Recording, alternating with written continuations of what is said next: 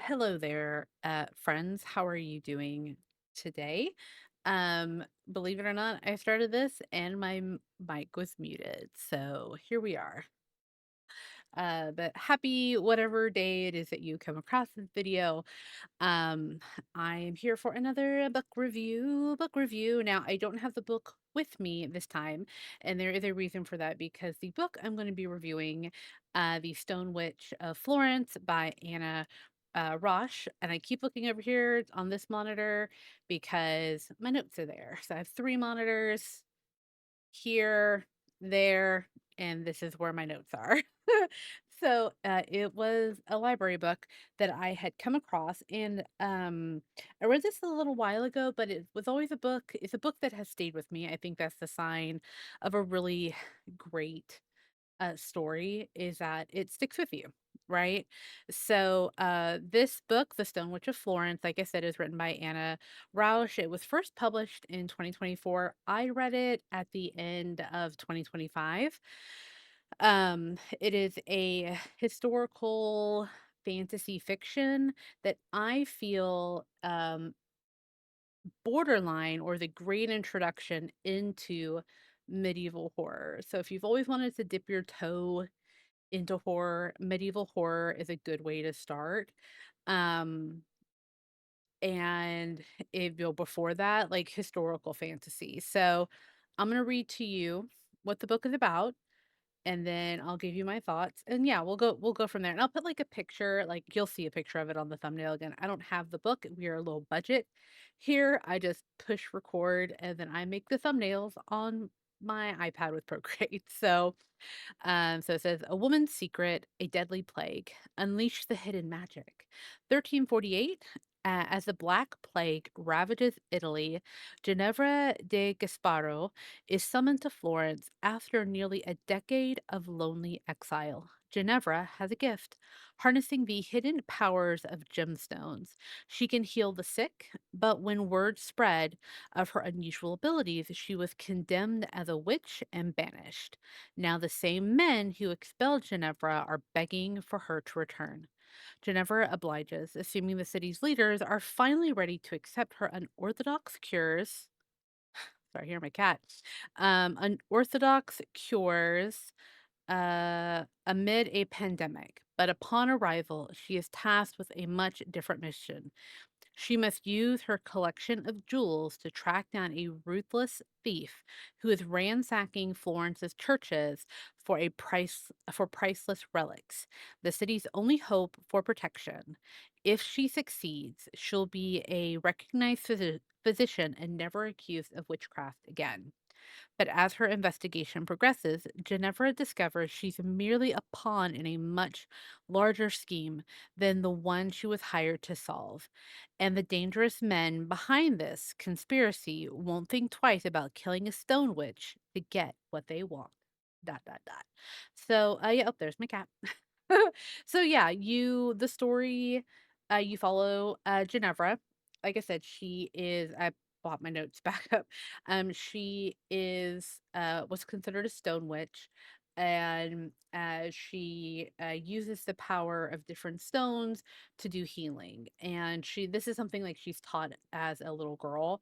So the book itself does a little bit of back and forth to kind of catch up to present. So you start in the present where she's being summoned back to Florence. So she's been in exile. She's summoned back to Florence by like a page, someone summoning her like a little kid. And then it'll flash back to when she herself was a little girl, um and how she kind of started becoming a stone witch and how she learned. And it's really a back and forth in the case of Ginevra, her her pride, like she knows that what she is doing with her stone witch abilities is she's healing people, but of course you're a witch. You're a witch. Um, if you do those sorts of things, specifically during this time, and so how she gets cast out and her coming back. I really like that this is set in Italy. I have read other medieval horror. Now, again, this is not medieval horror, this is historical fantasy. And I think it leans more into the historical side of it with just like a sprinkling of fantasy. Now, there is definitely horror elements when talking about like the plague, which I have read books about the plague. I am, for whatever reason, fascinated by that time period. And mostly it has to do with like people, right? How people reacted to the plague. Um, so I lost my train of thought. This is so silly. Um, yeah. So, anyways, it's fun that it's I say fun. It's interesting that it's set in Italy because, like I said, of the lot of the some of the medieval horror that I have read, it is generally set in France or England. So this was, Italy was just as impacted. All of Europe was impacted by the Black Plague in the 14th century and the spread of it. So I think it's a really great location with a lot of sort of recognizable, very famous landmarks, and I like the mystery behind it because I think it also shows the how what Ginevra does with her stones versus what the people believe with these like holy relics, how they really are the same. They are both practices of faith, and faith is a type of magic. You're pulling in from, you're believing in a, either in the nature of the world around you or an invisible force, so to speak. Um, it had a pretty good pace to it. I didn't feel like I was bored anywhere in the story. One of my favorite characters, I actually really do love the friendship that is developed between Ginevra and Lucia, who is a highborn lady. She's a noblewoman whose husband fucking abandoned her to die of the plague, and Ginevra saves her, essentially, like cures her of the plague with her stone magic, and their friendship and how they help each other grow, and to be better people, is actually really lovely. One of my favorite characters, though, is the digger, Bacchino. Bacchino had me laughing, just mwah, brilliant. Just what a fun character to write and have in the story, because the grave diggers were a integral part of trying to keep the city clean. Did you hear my dryer go off? My dryer stopped, or my washing machine stopped. So, but yeah, I think overall, oh, my review that I put on Goodreads, I gave it 4.75. Not on Goodreads. I'm not on Goodreads anymore. I'm on Storygraph. If you want to see with what I'm reading, you can look at me over on Storygraph. But I gave it 4.5 stars, which is quite high. Like I really enjoyed the narrative of it. But what I said is I found this book randomly at the library. It was just I just saw it sitting there on like the sort of suggested reads, and I was like, boink. So I found this book randomly at the library and decided, what the heck? And it was a great read. I love the setting of medieval Italy during the plague and the carefully crafted characters and individuals.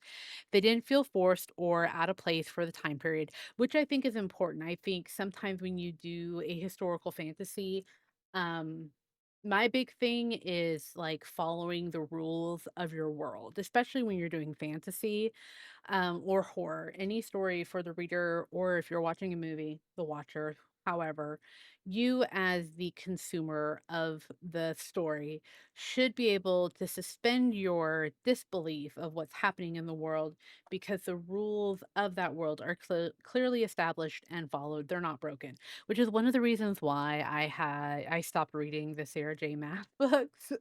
Just she broke her own fucking rules, and if you want a video On that, I am happy to share it. I know that they're very popular books. I have to kind of sit with myself with whenever I don't like popular things because I can be kind of a contrarian every now and then. So it's like, am I just being like contrarian because this is popular, or do I not like it for legitimate reasons? And I don't like it like they are legitimate reasons why I just don't enjoy it. Because even if I am being contrarian, I can acknowledge that, but also pick out like, okay, I can see why this is good and why people enjoy it. Anyways, off topic. Um, yeah, I think my favorite part is the mix of the mundane with the magical. As a witch, I identify as a witchy person. This is the most important aspect of a witch. A really wonderful read with some great mystery and tension, but also very nice breaks with a little bit of levity and dark humor. So I think that's also important with any um horror, is that there's a little bit of a tension breaker. And like I said, there are horror elements in it, but overall, it is a historical fantasy. It's a very fantastic read. I do recommend it. If you read it, or if you've read it, or you plan to read it, let me know. Um, yeah, that's all for me on this review. Uh, Check out all my social media things down in the description box below. I'm the Atomic Pirate Girl pretty much everywhere. Make sure you're also following my man channel, The Atomic Pirate Girl. I got some hopefully fun things planned for you over there. And yeah, that's it. Stay cozy and read books. I think that's a good way to end the book stream or the book video. So, all right. I shall catch you guys on the next one. Um, Trying to get to stop. Okay, bye.